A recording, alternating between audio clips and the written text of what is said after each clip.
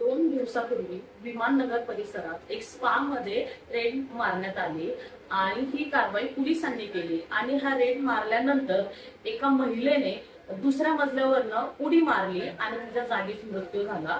तर या विषयावर बोलण्यासाठी आपल्या सोबत आहे स्वातीताई गायकवाड आणि अर्चनाताई केदारी. तर आपण त्यांच्याकडनं जाणून घेऊया. ताई नमस्कार. एक घटना घडली स्पाची, त्याच्यामध्ये त्या स्पा मधनं रेड मारण्यासाठी पोलिसांनी कारवाई केली आणि त्याच्यानंतर एका महिलेचा मृत्यू झाला त्याच्यामध्ये. तर ताई ती काय घटना आहे आणि त्याच्या पहिला काय घडलं होतं आणि तुम्ही देखील त्या महिलांच्या कुटुंबाला थोडी साथ दिली, नक्की काय प्रकरण आहे ताई, काय सांगाल? खरं सांगायचं तर अजून देखील तो प्रश्न एक उपस्थित राहिलेला आहे की नेमकं तिथं काय घडलं होतं. आम्हाला पण तोच प्रश्न आहे, म्हणून पोलिसांना आम्ही वारंवार या प्रश्नाचं उत्तर विचारलेलं आहे आणि सोशल मीडियावर देखील आम्ही म्हणतोय की ह्याच्यामध्ये दोषी पात्र कोण आहे. बरोबर ताई. आणि त्या महिलेचा काल मृत्यू झाल्यानंतर तिचे अंत्यसंस्कार देखील झाले. पण ताई, ताई मला सांगा, ह्याच्यानंतर तुमची काय भूमिका आहे त्या महिलेला न्याय मिळवण्यासाठी? नक्कीच यामध्ये त्या महिलेला न्याय मिळवण्यासाठी आम्ही न्यायालयामध्ये जाऊन तिचे प्रश्न मांडणार आहे.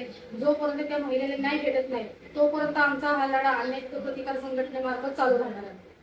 नक्कीच. स्वातीताई, पण हे पोलिसांनी कारवाई केली आणि त्याच्यात म्हणजे नक्की काय घडलं होतं? काही असा प्रसंग आहे का त्या महिलांसोबत? म्हणजे तुम्ही त्यांच्याशी बोलले तर नक्की असं काय समोर आलं का? संबंधित ज्या महिला तिथं काम करणाऱ्या होत्या त्या महिलांच्या तोंडात मला असं कळलं की तिथं एक वेगळा प्रकार झाला होता की काय रेड मारली पोलिसांनी. ती महिला त्या रूम मध्ये होती, हे मोठ्याने आवाज देत होते तिला जोरात आणि जे अजून तिच्या जे जोडीदारी होते ना त्या म्हणले की दरवाजा तोडण्यात आला. दरवाजा तोडण्यात आला म्हणल्यानंतर आम्ही मग विचार केला की आतमध्ये कोण गेलो होतं पहिलं. ते एक पहिलीच आहे, त्या महिला आपल्या समोर येणारच आहेत, त्या देखील तुम्हाला सांगतील. परंतु तुम्ही थोड्या उशिरापूर्वी मला विचारलं की आपण तिची बॉडी ताब्यात घेतली, त्याच्या अगोदर काय घडलं. तर मी सांगेल तुम्हाला, त्याच्या अगोदर आमचं पोलिसांशी चर्चा झाली. पोलिसांनी त्या लोकांना थोडंफार सहकार्य केलं, त्यांची सहकार्याची भूमिका दर्शवली. त्या महिलेच्या पतीला, तिच्या कुटुंबाला थोडीफार मदत म्हणून त्यांनी काहीतरी मानधन दिलं असेल किंवा काय. त्यानंतर बॉडी ताब्यात घेतली आम्ही. त्या बॉडीचं अंत्यविधी केल्यानंतर आम्ही पोलिसांना पुन्हा एकदा प्रश्न विचारला की आता तुम्ही संबंधित जो आरोपी आहे त्याच्यावर पिटाअंतर्गत तुम्ही गुन्हा दाखल केलेला आहे, तर आम्हाला पिटाअंतर्गत गुन्हा दाखल करून नाही पाहिजे, तर 302 जे आता नवीन कलम आले असेल त्या अनुषंगाने तुम्ही त्यांच्यावर मर्डरची केस दाखल करावी, आम्ही अशी रिक्वेस्ट केलेली आहे.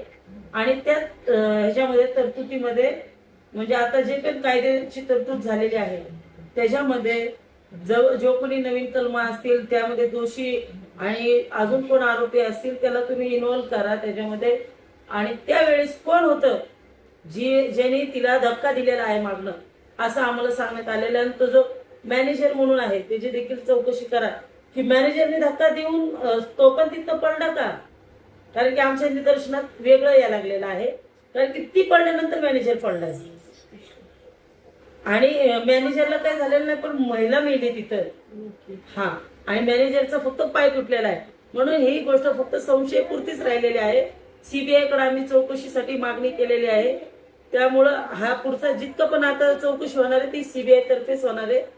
त्यामुळं आता इथनं पुढं सीबीआयच बघल आणि आम्ही तर आहेच त्यामध्ये. बघू पुढं काय होतंय, कायदेशीर कारवाई काय भूमिका असणार आहे. जोपर्यंत त्या महिलेला न्याय मिळत नाही तोपर्यंत आम्ही शांत बसणार नाही. त्याच्यामध्ये जे काही आम्हाला भूमिका बजावता येतील, जर रस्त्यावर उतरून आम्हाला आंदोलन करता येतील तर आंदोलन करणार. न्यायालयामध्ये जाऊन जर त्या मुलीसाठी अन्यायाच्या विरोधात वाचा फोडायची असेल तर ते देखील करेल. कारण की का त्या मुलीच्या मागे तिचे 3 मुलं आहे आणि तिचा नवरा आहे आणि ते अतिशय गरीब लोक होते. कुठलीही महिला स्वतःच्या मर्जीने देह विक्री करत नाही, तिच्या मागे एक मजबुरी असते. परंतु असे काही दलाल असतात की ज्यांनी यांना महिलांना पैशाचं आमिष दाखवतात आणि ह्या धंद्यामध्ये आपोआप ओढून घेतात. ती महिला ती स्वतःच्या इज्जतीसाठी का होणार, तिने जर मनाने आत्महत्या केली असती तर ती वेगळी गोष्ट, परंतु ती स्वतःचा चेहरा लपवण्यासाठी पळत असेल, अन्यथा मॅनेजरने धक्का मारला असेल कोणी आणि अजून पण असेल तिथं व्यक्ती, ते आम्हाला माहिती नाही. पोलिसांनी याच्यामध्ये चौकशी करून सगळ्या गोष्टी उघडकीस आणावा. नक्कीच ताई, तुम्ही तुमच्या सोशल मीडियाच्या माध्यमातून भरपूर असे स्पा आहेत की तुम्ही तिथे जाता, कारवाई करता, मग पोलिसांना तुम्ही खडबडून जागे करता. मग हे माहिती पोलिसांना नसते का? आता कसं सांगू तुम्हाला, पोलिसांना हे जे सर्वात पहिले पोलिसांनाच हे माहिती असतं की ह्या ठिकाणी इथं स्पा चालू आहे, इथं अवैध धंदे चालू असतात. पोलिसांच्या छत्रछायेखाली, मी असं म्हणेल की त्यांच्या छत्रछायेखाली हे सगळे धंदे चालू आहे. त्यांचाच हात आहे त्यांच्या डोक्यावर, म्हणून हे लोक इतके माजलेत. आणि अहो, जे कोणी कार्यकर्ते असतात, नेते मंडळी, आजी माजी नगरसेवक, ह्या लोकांना इलेक्शन मध्ये पैसा पुरवण्याचं काम देखील हेच लोक करतात जे अवैध धंद्याचे मालक असतात. नक्कीच. आणि आता आपलं बोलणं झालं ताई, तुम्ही देखील सांगितलं की या प्रकरणामध्ये तुम्हाला भरपूर प्रकारचे फोन आले. तर मग कशासाठी फोन आले? हे प्रकरण मागे घेण्यासाठी आले का? नक्की पुन्हा कुणाचा हात असेल या प्रकरणामध्ये? आता मला जे फोन आले की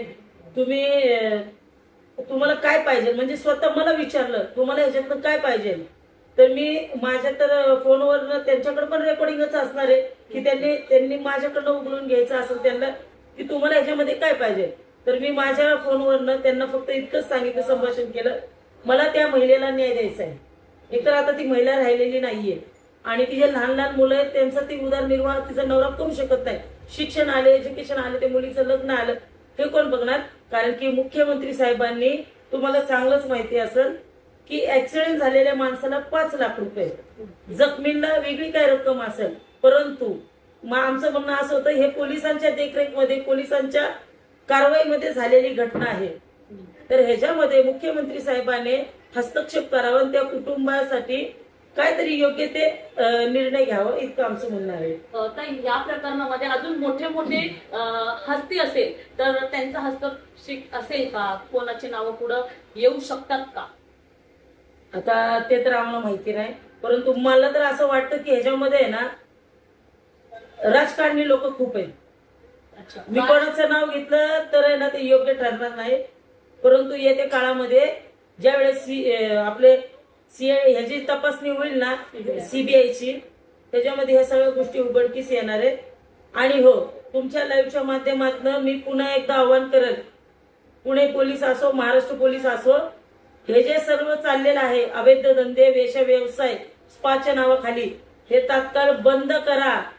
आणि जे गरजू लोक आहेत त्यांना तुम्ही नोकरीचं काय साधन मिळतं का ते बघा. कारण की लोक ह्या क्षेत्रामध्ये का घुसलेले आहेत? गरिबीमुळं, तुमच्या चुकीच्या कारवाईमुळं. कुठलीच महिला कधीच स्वतःच्या ह्याच्यासाठी ती देह विक्री करत नाही. तिच्या कुटुंबामध्ये काहीतरी गोष्टी निर्माण झालेल्या असतात, त्या परिस्थितीमुळे ती देह विक्रीच्या मार्गाला लागते, दुसरं काहीच गोष्ट नाही.